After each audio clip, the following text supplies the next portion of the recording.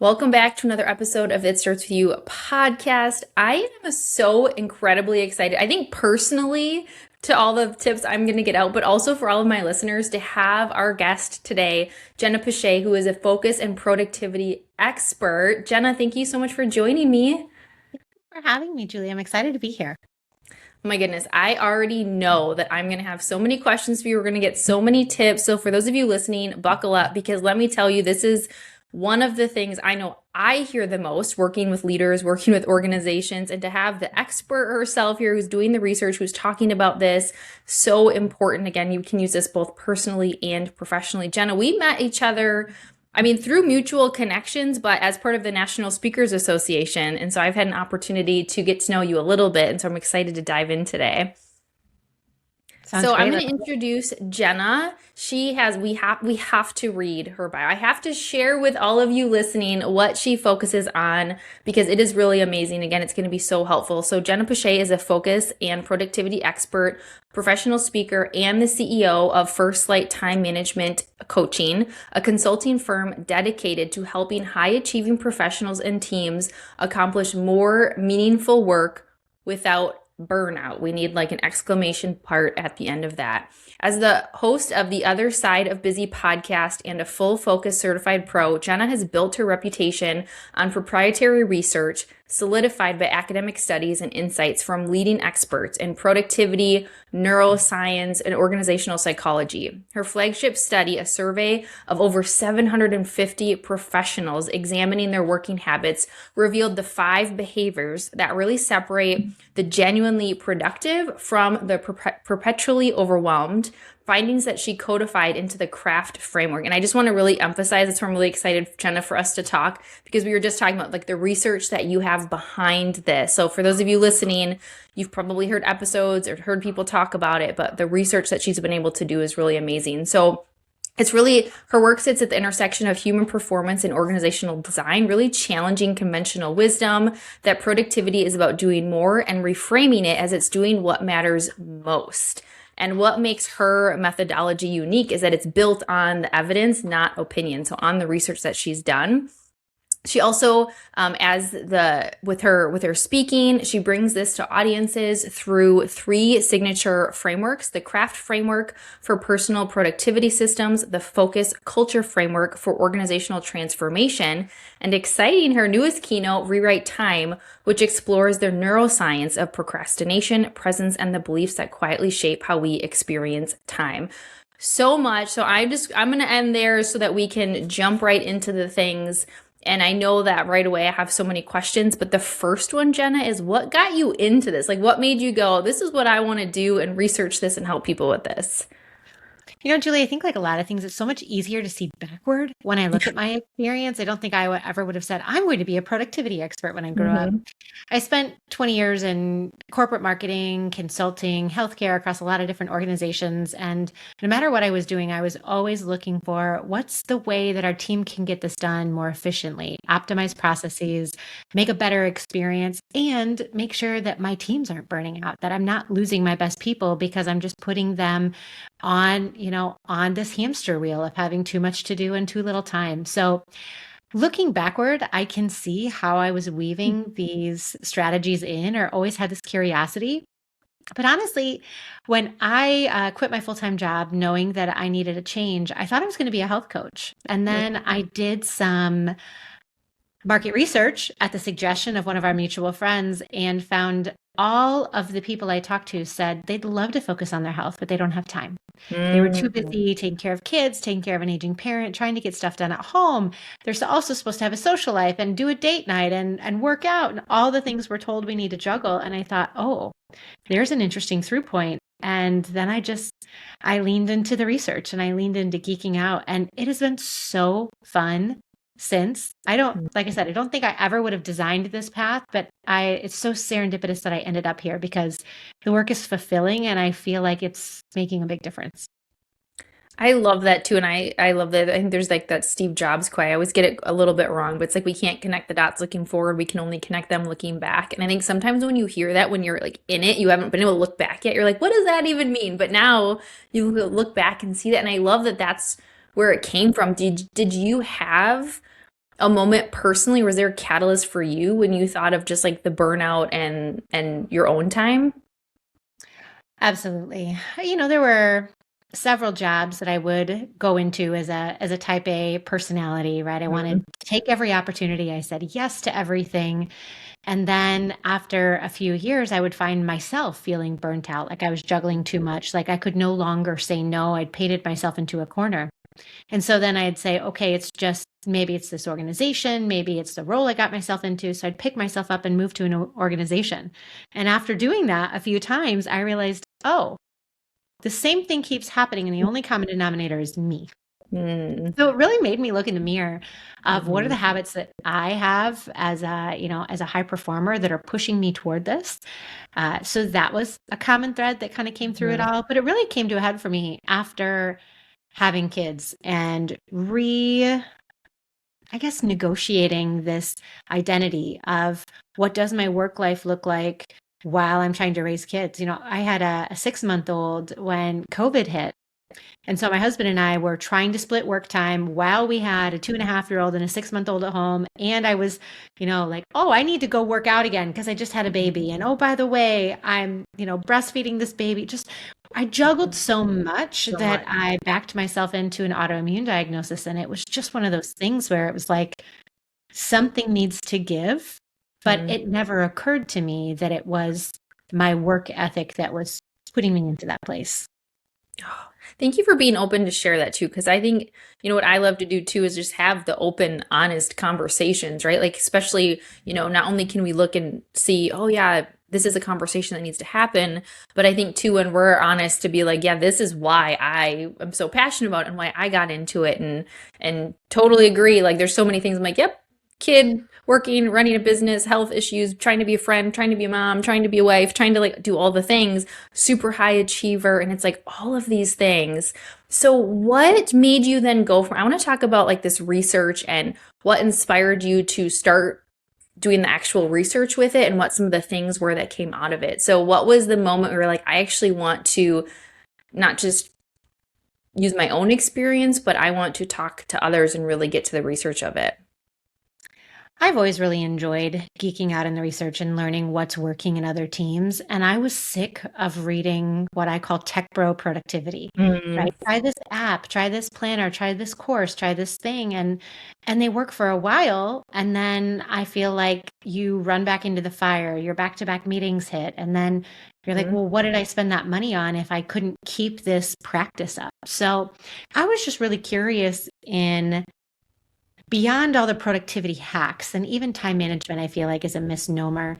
What are we doing? What are the behaviors that people are actually carrying long term that are setting them aside, that are helping them perform at a higher level consistently than those of us who pick something up for a while and then set it down when things get crazy?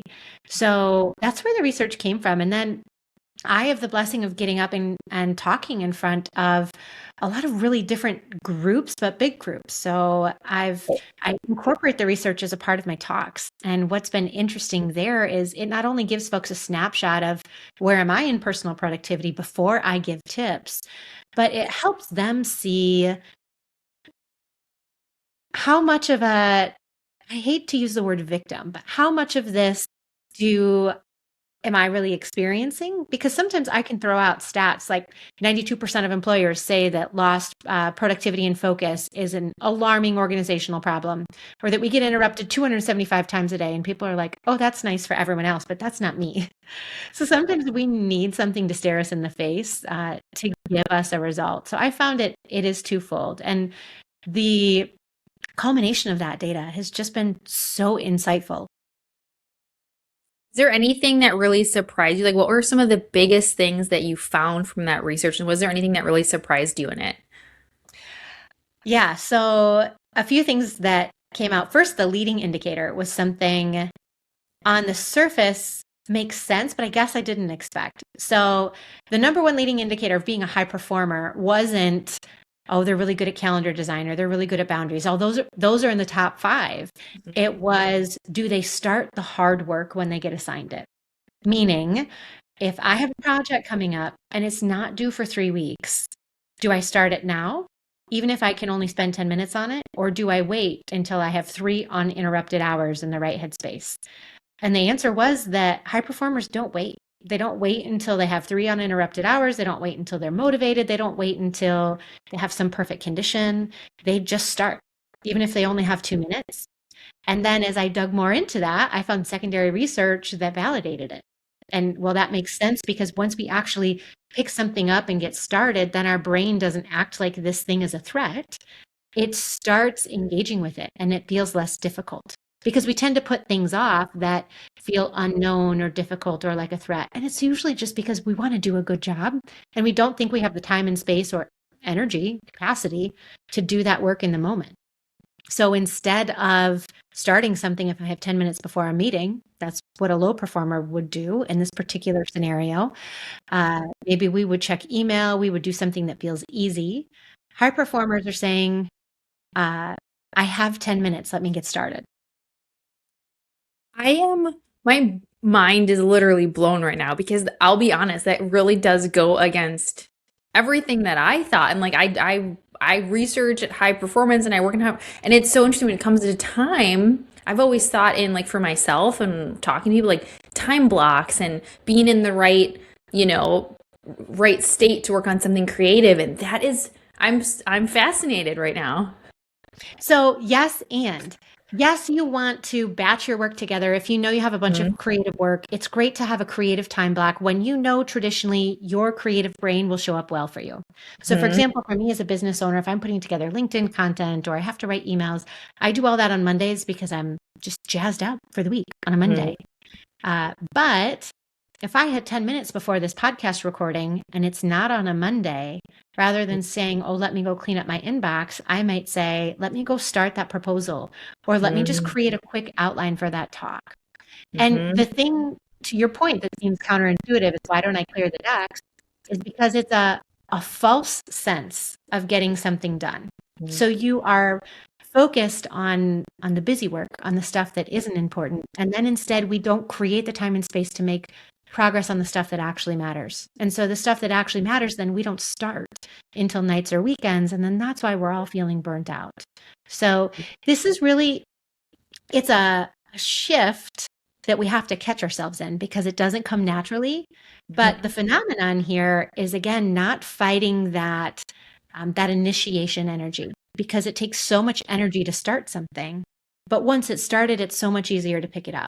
Mhm. So if I can just do it now for 2 minutes, make it so simple I could trip over it. I'm going to make an outline. I'm going to just make a copy of last year's version and change the title.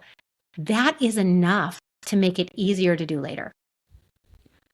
And it like it totally now that you're saying it, it totally makes sense because I do the same thing. Like, you know, we do some like I speak and doing proposals for company, and that sometimes is like this big thing. It feels like this big thing to get started that can be the thing to push off. And so I'm sitting here going like I'm humbled right now, Jenna, because I'm going, you're talking right to me, but I know to a lot of people because that's what the research is showing.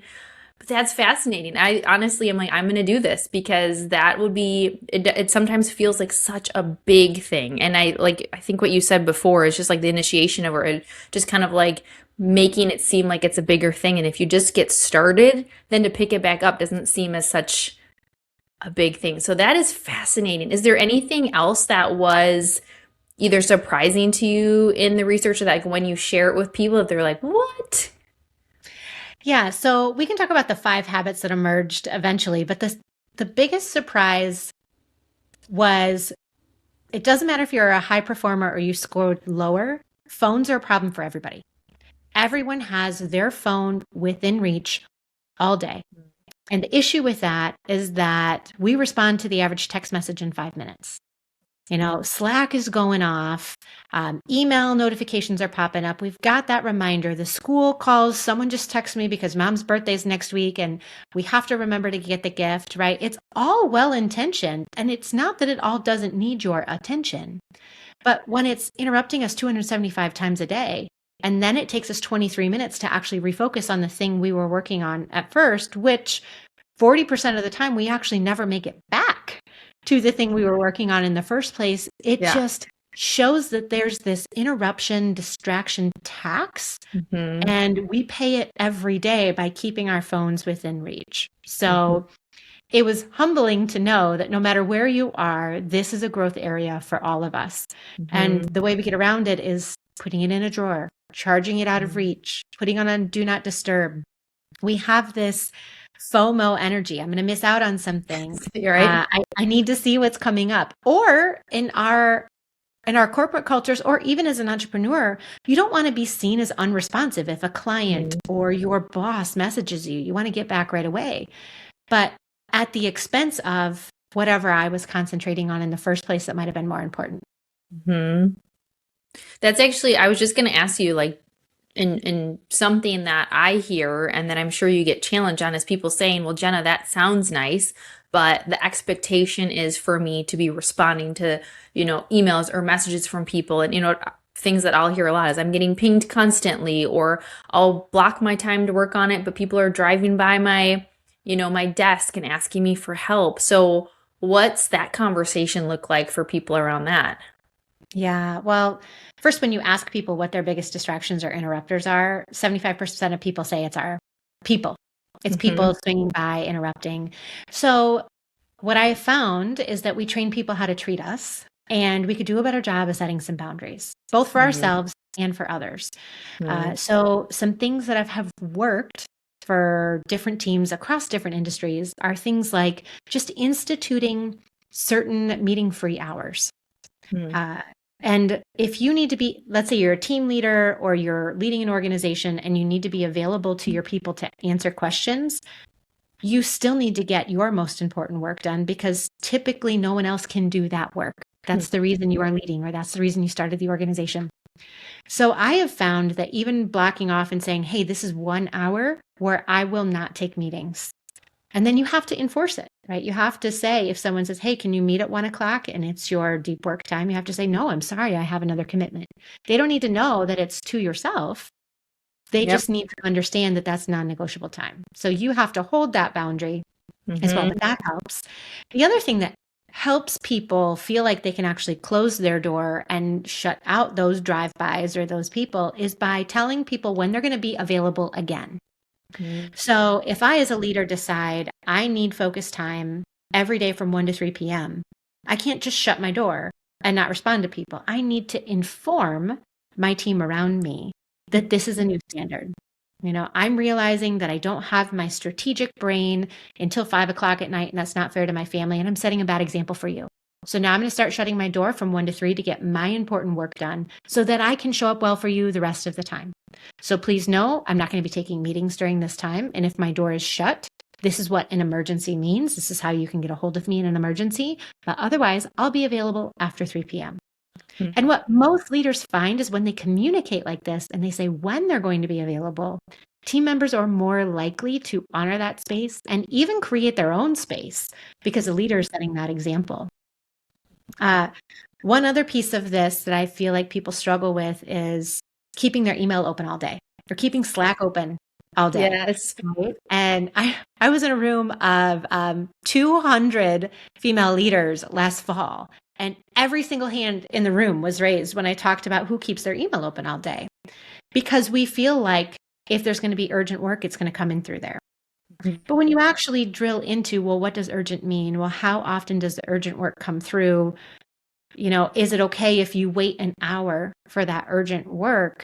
The answer is usually nothing is so urgent that I can't get to it in, 3 to 4 hours. And if it is, someone will call or text me. So, with that understanding in your own team or organization, it's then creating yourself windows of when you're going to communicate. So, with the executives I work with, we talk about communication processing windows where I'm going to check my email and Slack between 8 and 9, noon and 1, and 4 and 5. And you inform your team, and then you close email and Slack at 9, at 1, and after 5. It's as much of a boundary for others as it is for yourself. I'm literally going like, yep, yeah, like, because I keep mine open, and I know most people do. So I love these very specific tips because I know people listening can relate to this. Whether you're in a small organization, you're in your own business, you're in a large organization, we all can improve on this. And so thank you for sharing those specific things around like tactics you can do. And also, one big thing I'm hearing you say, especially if you're a leader, is just communicating communicating the expectations, communicating what you plan to do, having that open so that there's not this people telling themselves a story about why someone's not available or why they're not responding instantly. And that creating the plan around it, I think you had a better word for it, but like creating and communicating what the plan's going to look like. And then it also then I think you said too gives people on your team permission to do that as well, especially when we're asking people, to be more strategic, to have critical thinking times, like they need time to do that. Yeah.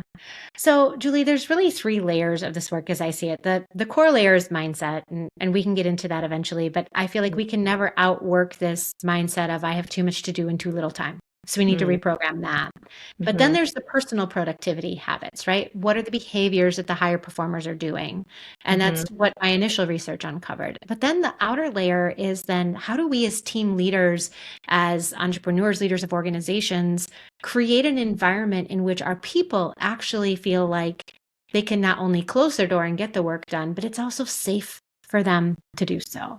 I Mm-hmm. think our people they have this fear of looking unresponsive. They have this fear of folks thinking they're not doing the work at all. Yeah. So having a conversation as an organization around, okay, the way we're going to combat interruptions and distraction and stalled initiatives and burnout is to prioritize deep work. Deep Mm-hmm. work is the stuff where you need your full brain. You really want to concentrate. It's the stuff you can't do in 2 to 3 minute chunks. And if we all agree then that deep work is how we're going to innovate, how we're going to build careers and movements and whatever other cool things you're doing as a team, then how do we create space for that? What needs to be true so that people not only have physical space to do that deep work, but the safety that they feel like they can close their door and actually get to it? And Mm-hmm. that's the other layer of this as a leader is first they're watching us to see what our habits are because we're certainly signaling them, and do as I say, not as I do. I was the leader who learned this lesson the hard way, staying up late, emailing my team, being like, they know I don't expect them to respond when I'm responding at like noon or I'm sorry, midnight or 1 Mm-hmm. a.m. trying to catch up. But when you get emails back at noon or 1 a.m., you realize the impact that you're having. So it's just really important to recognize what's the impact I'm having on my team, and then what's the culture that I'm maybe unconsciously creating. And then how do we rewire this whole thing? So when I work with teams, we talk a lot about team agreements because there's usually like a manual of how to do the job, but there's Yep. not a manual of how the team operates. How do we communicate together? When do I text you versus call a meeting? Who needs to be in the meeting? How does new work get assigned? So that becomes some of the work we do at the team level is just putting all of that out in the open and making some agreements so that we don't lose time in the ambiguity of how to communicate. And then we can create some common language around meeting free afternoons, focus time, and how we're going to honor it. Love that too, because then everyone has something to point to. Like if it's, to celebrate when it's being honored and to also point to and be like, hey, remember this agreement that we had made? So you mentioned before that there's these, from your research, your initial research that you did, that you had these 5 behaviors that really separate those who are genuinely productive. So can you share those with us? Oh, absolutely. Yeah, so I call it I call it the craft framework. And it's the five interlocking behaviors that came from the high performers of the research. So it's calendar design and not just time blocking. It's beyond that. It's being Mhm. really conscious about when do I have energy to do this thing? How do I batch tasks together? When do my people need me? So it's just being really intentional about how you design your week and then Mm, how you protect it. The R in craft is the ritual of starting, which is what we talked about, right? How do we mm, not be the procrastinator, but how do we actually start the work even when we only have 2 minutes? The A is the attention environment. So, what needs to be true in our physical space, in our digital space, with our phone, psychologically, so that we feel safe to close off everything outside of us and actually protect our attention to do the deep work. The F is filter. What are the priorities that we're leaning toward? And priority dilution is a huge problem, especially as we get to the leadership level, because we want to do everything for everyone. And then our Mhm. teams feel like they can't say no. And then the T is thresholds or boundaries. How do we not only protect our boundaries for focus time, but also for our rest so that we can show up as the best version of ourselves for tomorrow?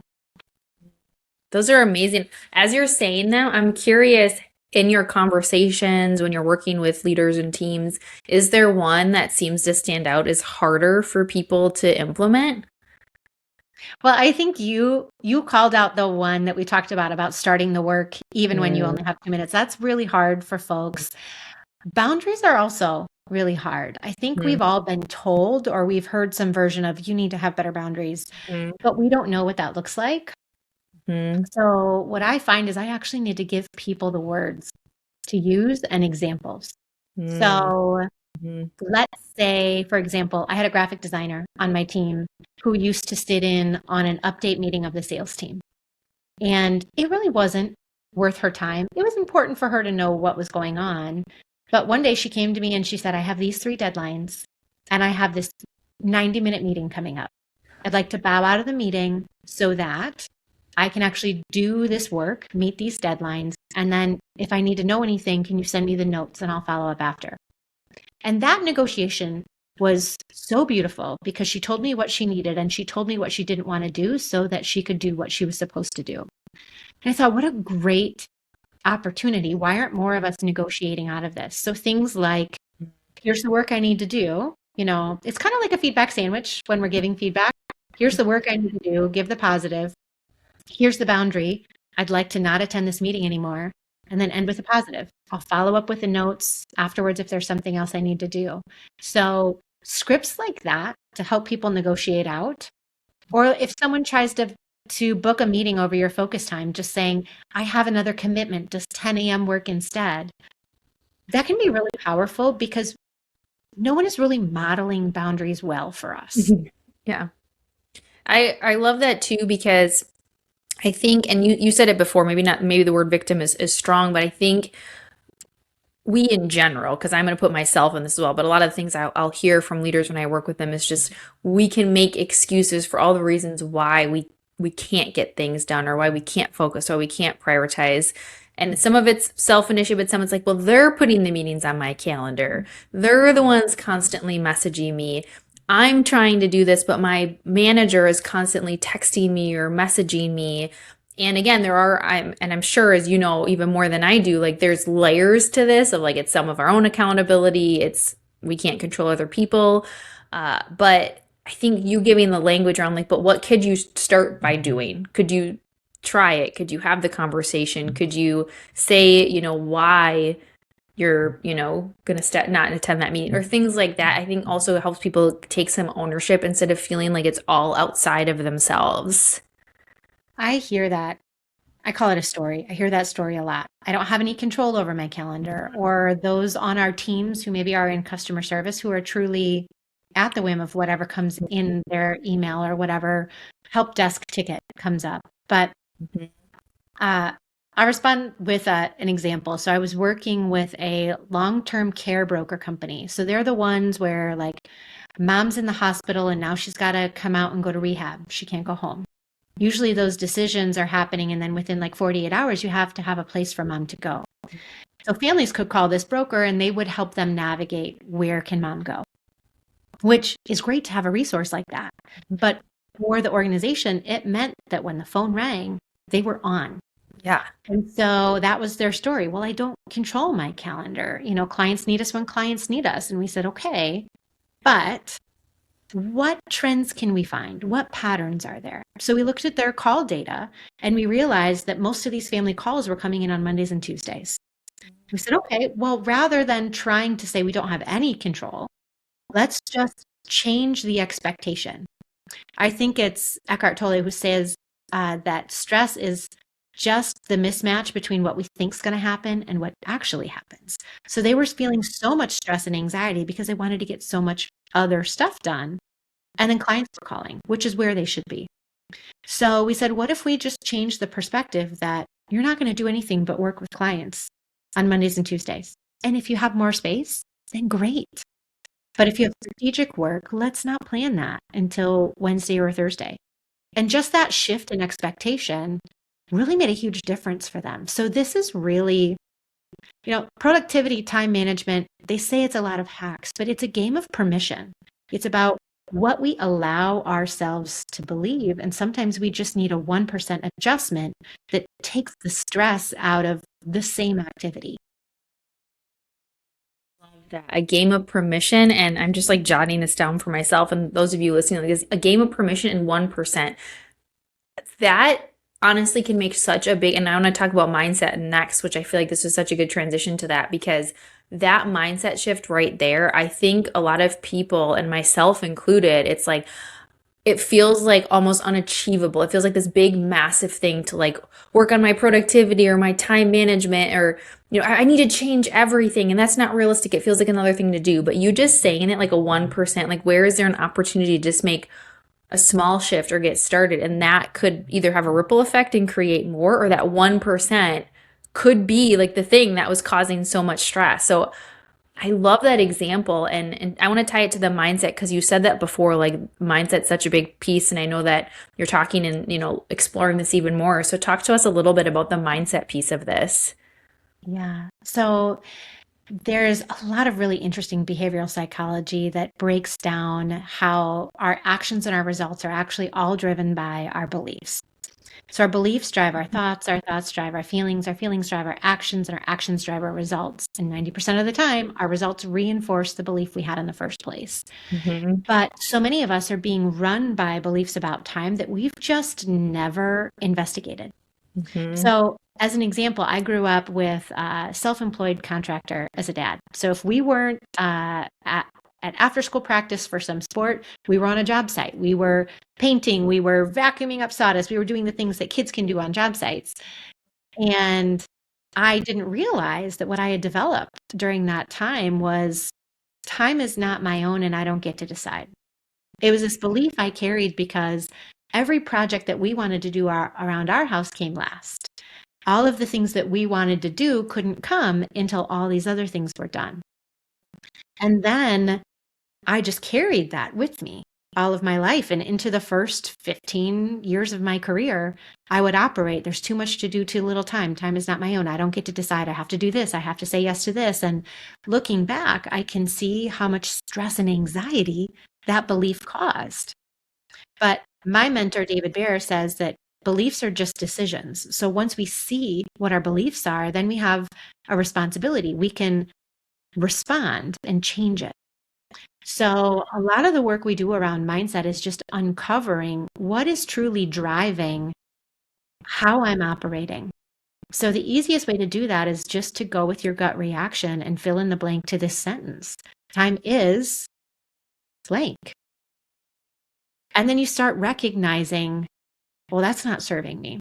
So the most frequent answers I get are there's too much to do, too little time, time is scarce, time is not enough. Once I got time is evaporating, that was really interesting. Um, time is choice, meaning like Sophie's choice, there's no right choice. So when you hear these beliefs, well, it's no wonder that we're anxious, that we're feeling overwhelmed, that we feel like we don't have enough time. So, what I challenge folks to do is to look for a more empowering decision. So, typically, it's the exact opposite of where you're currently sitting. So, if mine was time is not my own, I don't get to decide, my new empowering decision is time is mine, I get to choose. Well, then I'm operating from a different level.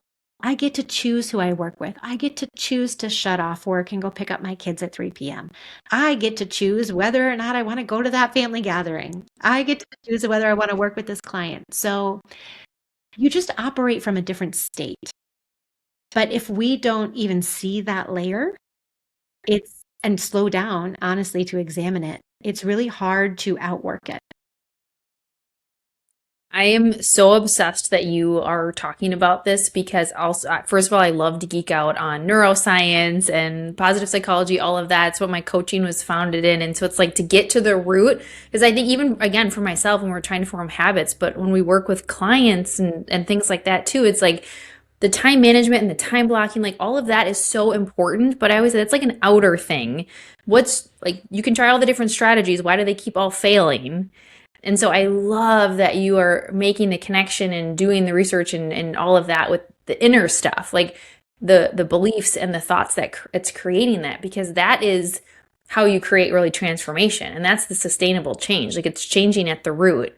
How is this, as you were talking, I'm curious too, because you said, as a mom and all that, how is this work that you've been doing? Of course, we can all apply this professionally. How do you apply this personally for you?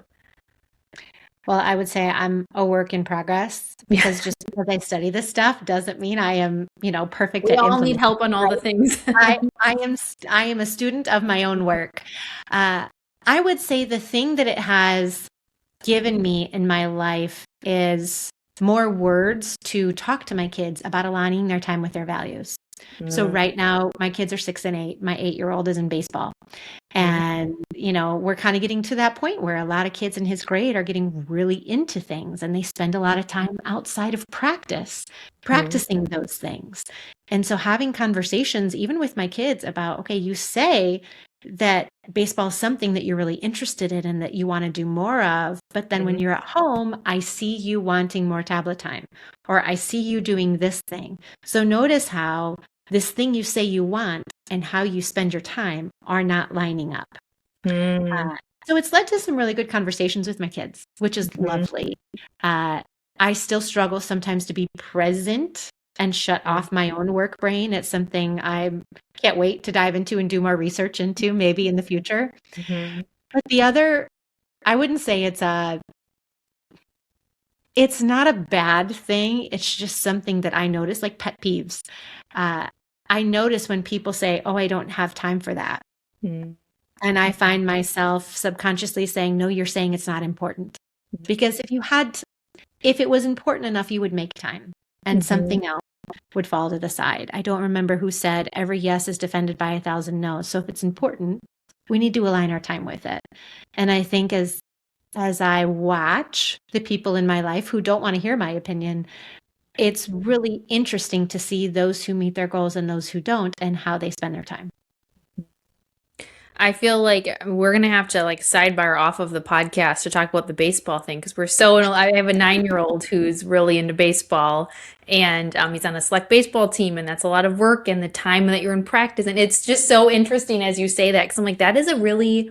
I love how you have that conversation though, again, because and this is a whole separate episode, but it's like what we instill in our kids, or if you don't have kids and you're listening, and maybe those that you mentor, those that look to you, the way that we speak, the language that we use around time, how we use our time, but also what we say gets instilled in them, which I think just adds a whole nother layer of like responsibility and pressure and trying to be aware of that. But I just love that language for you from a very neutral place of just saying like, hey, I noticed this and this is what you're saying, and to try and create that. But again, we're all works in progress. So thank you for sharing that. And I feel like we have so many things. I first of all just thank you for everything that you already shared. I know I have a ton of notes for myself. Hopefully those of you listening are taking away some specific things that you can do personally or professionally, maybe something that you can try out, something that a conversation you might want to have. Jenna, as we start to kind of wrap up, around this topic, if you could like shake somebody and tell them something around this, or like if you could leave our listeners with one final thought around this, what would that be? It's a practice. I'd love to leave everyone with the challenge to spend 5 minutes, sometime between Friday afternoon and Monday morning, just to do a quick reflection. We are so quick to jump from one thing to the next that we rarely slow down long enough to say, okay, what went well this week and what didn't and why? There's so much we can learn from our own life and our own habits if we just slow down long enough to reflect and ask. We can learn things like, all the bro tech productivity things say I need to be a part of the 5 a.m. club. But my kids woke me up and snuggled with me at 6 a.m. in the morning. And it turns out I don't want to be working out because then they're not going to come snuggle with me and do that. So this game is a game of designing for your life, but if you don't slow down to ask the question, it's really hard to design what's truly going to best serve you. Thank you. I love that, designing for your life, and it needs to fit, right? Everyone has different circumstances and life situations and goals and values. And so it's not a one size fits all. And I love that approach. Thank you so much for sharing that. I know that those listening are going to want more Jenna. They want to hear more from you. They're going to want more tips. So share with our listeners, what do you have going on right now that you want to share, and where can they find you and stay connected? Absolutely. So I write a weekly article on LinkedIn. Feel free to check that out. Tips on how to shut off your work brain, how to bring this to your team. And if you want to participate in the research, we're going to include links to both the personal productivity survey, so you can find out where you are. And there's a state of workplace focus if you just want to get a pulse on how's your team doing on prioritizing deep work. That will be the next research that we publish, is how are our workplaces doing in promoting and prioritizing focus. That's amazing. Yeah. So check those out. We'll put those in the show notes for you. You can click on those. We'll also put for you to, find Jenna on LinkedIn and connect with her and follow along with the work that she's doing. Jenna, thank you so much. Again, personally, because I really am. I have two, I always try and get like walk away with what am I going to try and do differently? I have two specific things that I'm going to try out and try doing differently from what you shared with me. And I'm going to keep you posted on how that goes. So thank you Oh, so I can't much. And wait. for those of you listening, be sure to reach out to Jenna, let her know what you're taking away from this episode, give her a follow, and let us know what stood out for you. Share this episode and what tip really stood out for you. So thank you all so much, and have a great rest of your day, and go work on that productivity.